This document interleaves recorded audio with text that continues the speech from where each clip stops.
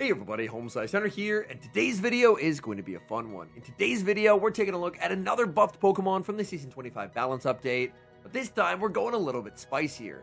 Today we're taking a look at the newly buffed Urshifu Single Strike in the Grey League. Urshifu Single Strike is a dark and fighting type Pokemon with the moveset of Sucker Punch, Dynamic Punch, and the newly buffed Brick Break. Brick Break, of course, gives guaranteed defense drops to really ramp up the Sucker Punch damage, and the move Brick Break itself now does even more damage this season as well. So without further ado, let's hop into the matches. Let's go Urshifu. Urshifu off to a dream start in game number 1, leading into Frostlass. And the Frostlass is not switching out despite the devastating Sucker Punch damage, so if they're staying in, they are clearly core broken. Something in the back also does not want to see Urshifu. Urshifu gets a full farm down. Opponent gonna be waiting down their timer. What could they possibly have in the back? And they send out Licky Licky.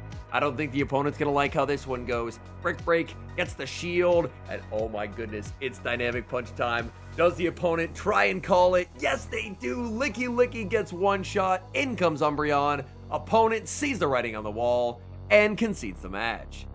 Bad lead in the next match, Urshifu into Alolan Ninetales. A safe switch in a Talonflame is going to be answered with Jellicent, and unfortunately, after the dream start in game number 1, game 2 could probably be classified as a disaster. Jellicent has farmed up a massive amount of energy. Shadow Talonflame will not be surviving the surf, so Shadow Talonflame will put up the shield and go for the Flame Charge. Talonflame trying to make a play for switch advantage, boosting up its Incinerate damage.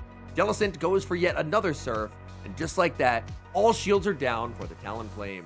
Talonflame does not get the farm down. Opponent is going to be sending out Sableye. If Sableye has Dazzling Gleam, then obviously that's going to be one-shotting the Urshifu, but we'll never find out. They just get knocked out. They still have that Alolan Ninetales, but they bring back in the Jellicent. And because they transferred the Incinerate, Jellicent is able to make the Surf, take the knockout, and it's all up to Credilli. Credilli is going to get a nice farm down, exiting with some energy, and back in comes Alolan Ninetales. The good news for Credilli is Credilli will be able to apply a permanent debuff onto the Ninetales. Weather Ball lands, that does do some pretty significant damage, but the Ninetales is forced to shield.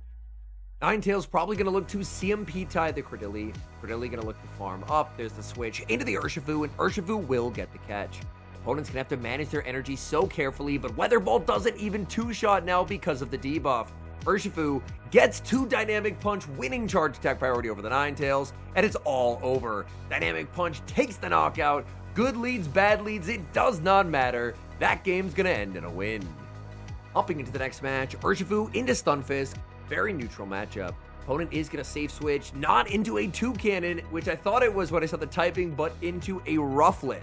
Now, Rufflet is a Pokemon I have not seen in quite a while. Rufflet is going to fire off Rock Tomb, debuffing Credilli, and Credilli will look to debuff right back with a Rock Tomb of its own. Rufflet is going to be putting up the shield, so Rufflet trying to make a play for switch advantage, and Rufflet winning the charge attack priority tie over the Credilli. Credilli is forced to shield back, but the opponent, honestly, this works out pretty well for them because the Credilli exits at -2, and on top of that, the Credilli exits double debuff. In comes Galarian Moltres looking for a farm down, but Credilli hangs on. 1 HP on the Credilli. It makes the Rock Tomb, and even though it was -2, the opponent does actually put up the shield. This Galarian Moltres is now debuffed. In comes Shadow Talonflame. But even a -1 Brave Bird would hit way too hard. Talonflame no shields. Brave Bird lands. That's devastating damage. And the endgame will be Urshifu versus Stunfisk. Urshifu going straight for Dynamic Punch. Dynamic Punch, big damage onto that Stunfisk. Urshifu continues to farm, but the Stunfisk is going to be able to land a Mud Bomb no matter what, so Urshifu is going to have to no shield. Urshifu continues to farm. The Sucker Punch goes through as the opponent fires off their energy. If Urshifu can farm down, it will win this game. Urshifu, no! Simultaneous knockout, and unfortunately, without that Dynamic Punch, there is no win con. Galarian Moltres farms down. That game will end in defeat. Hopping into the next match, Urshifu into Shadow Scizor. Urshifu should win the zeros here, because Scizor obviously needs a Trailblaze, and Urshifu will outpace. Well, Scizor's just going to settle for a Night Slash. Night Slash is double resisted. Urshifu tanks that very comfortably. No Night Slash boost from the Scizor, and now Urshifu strikes back with a Brick Break. Opponent is going to be no shielding. Down goes Scizor. In comes Talonflame. Urshifu farming up, trying for Dynamic Punch, but unfortunately it's not going to happen, and that is unfortunate. Brick Break could have been reached, but the Brick Break obviously wouldn't have done a massive amount of resisted damage, tried to commit to the harder hitting Dynamic Punch, and unfortunately, it didn't end up working out. That was a Talonflame up a massive amount of energy. That's a very tricky thing to remove from the field of play. Flame Charge is always going to be the right play here, trying to ramp up the Incinerate damage as much as possible, and the Shadow Talonflame is a CMP winner 2 times in a row. Going for a second Flame Charge, opponent, no shields, they're putting it all on what they have in the back, which is Furret. Talonflame farms up, in comes Credilli. Is the opponent on Brick Break? They threw on 6. No, they're not. They actually threw a Swift. So the opponent ended up throwing the wrong charge move, and that could potentially be a way back in this game. Furret is now going to get to ramp up its attack, but it's on a CMP tied to a Rock Tomb. So they get to ramp up their attack just for it to immediately be put right back down to 0. Credilli continues to farm up. Credilli gets the Rock Tomb. Opponent is going to be playing to the CMP tie once again. They go for the Trailblaze. Trailblaze will take the knockout, but back in comes Talonflame. Talonflame makes it to a 3rd Flame Charge this battle, and it's all over for the opponent. This Flame Charge will easily be knocking out that Furret. That Talonflame getting up 3 Incinerates in the mid game, it honestly felt like that game was over, but somehow, against all odds, being able to fight back and still secure that win. It looks like that set was a very good set. The games continue, but this time it's going to be Urshifu leading into Shadow Talonflame. Urshifu will be able to outpace the Talonflame, farming up 2 Dynamic Punch and baiting with the Brick Break. Brick Break is going to be resisted. Talonflame calls the bait and a beautiful catch and sneak onto the Shadow Talonflame, calling that it is only going to be the Flame Charge. Opponent sends out Unova Stunfisk, and this is not what you're hoping to see as Talonflame. Talonflame just going to fire off the Flame Charge on alignment, just trying to get a little bit of chip damage onto the Stunfisk. Stunfisk throws 4 in the move, and that means the second Incinerate will not land unless the shield comes up. The shield is used, the Incinerate registers, and now this Shadow Talonflame will easily take the knockout with the Flame Charge unless the opponent shields, which they do. In comes Urshifu. Urshifu just going to be used as a damage sponge, as Mud Bomb will take the knockout, and it's going to be all up to Credilli to close out this game. In the back is Shadow Sableye, and this is going to be a problem. Shadow Sableye just hits incredibly hard. Shield goes up from Credilli. Credilli not going to go for the Rock Tomb, instead going for the harder hitting Grass Knot. Grass Knot is going to land, and that gets the Sableye very low. Credilli continues to farm, and a sensational catch onto the Shadow Talonflame. The question is, can Credilli get a farm down? It's going to be close. The Sableye is very low. Sableye, no, they're able to survive. Fractional HP remaining as they switch into the Stunfisk. But they do have a charge attack loaded on that Sableye, and unfortunately, I think that is going to win them this game. Grass Knot KOs the Stunfisk. They bring back in the Sableye, and here's the moment of truth. Can Credilli hang on? The game pauses, which means Credilli did not hang on. Power Gem takes the knockout. Shadow Sableye is just an absolute menace. Dream lead in the next match, Urshifu into Bastiodon. Opponent safe switches into Shadow Sableye. That is not an answer to Urshifu. Urshifu's Brick Break gets the shield, and now in comes Credilli. Credilli is going to take a lot of damage because the Sableye will be able to make the back-to-back foul plays. If the back-to-back foul plays land, then Sableye could potentially shield, farm down, and take switch. And that is just not something that can happen when the final Pokemon is a Shadow Talonflame. Sableye is at -1, which means that even an undercharged Rock Tomb will still be taking the knockout. Unfortunately, this is just massive farm for the Bastiodon. Bastiodon gonna be hit with Grass Knot, but Grass Knot just does such little damage here. Grass Knot is gonna land onto the Bastiodon. Honestly, it could potentially be worth considering going for a Rock Tomb, just because if you're never gonna do any damage anyway, may as well debuff them. Bastiodon is going to exit with so much energy, and in comes Urshifu. Urshifu will be able to survive a Flamethrower, though. Flamethrower is not going to do a lot of damage. Flamethrower lands, Urshifu hangs on, it's going to be Malamar in the back, and Malamar will be immediately chipped with the Brick Break. Brick Break is going to be shielded, and now the reveal, it's Shadow Talonflame in the back. Unfortunately, Talonflame can never shield here, because if Talonflame shields, then Urshifu will get knocked out with a Flamethrower. Back-to-back charge attacks loaded for the Malamar. Talonflame just has to let it go, and it's Sucker Punch time. In comes Urshifu. Urshifu able to get the farm down. Back in comes the Bastiodon. Bastiodon farms down. No, the Urshifu got too low, and that is an absolutely heartbreaking defeat. Well, if you're going to look to try and avenge last game, you can't start much better than leading Urshifu into a Furret. Furret will fire off the Swift. Swift's going to do some pretty sizable damage, but Urshifu will be able to hang on. In comes Shadow Sableye. Shadow Sableye CMP ties at Urshifu, and that's not going to work out well for them. Dynamic Punch gets the shield, and Urshifu could decide to shield if it wants to, but just going to let this go. In comes Shadow Talonflame. Shadow Talonflame is very good at reverse sweeping games, especially when the opponent is only going to make one charge attack here. So this is a very safe shield for the Talonflame. Talonflame loses half its HP, but exits with 80 energy. And a Talonflame with 80 energy is a very, very scary Pokemon. One Incinerate and the Fly. Talonflame at 100 energy. Fly takes the knockout. In the back is Jellicent, and this game is so over. The opponent was incredibly weak to Urshifu. Urshifu was able to generate a nice advantage, and from there, Shadow Talonflame just took over. Flies landing left and right. In comes Credilli. Opponent does not want to play anymore, and they will resign the match. Hopping into the next match, leading Urshifu into a Shadow Mightyena. This is a very nice lead for Urshifu. Opponent safe switches into Gastrodon, and there's a really nice response available as out comes Credilli. Credilli will take some pretty sizable damage from this Water Pulse. Water Pulse is going to land, and now if the opponent really wants the double shield, they will have the ability to make a play for a switch advantage. Credilli fires off the Grass Knot. Gastrodon will put up the shield. It looks like Gastrodon is going to be trying to fight for switch advantage. Credilli has to decide, is it worth the double shield? Credilli says yes. Credilli gonna fire off the Grass Knot. Opponent, if they really want a double shield, switch advantage will be theirs.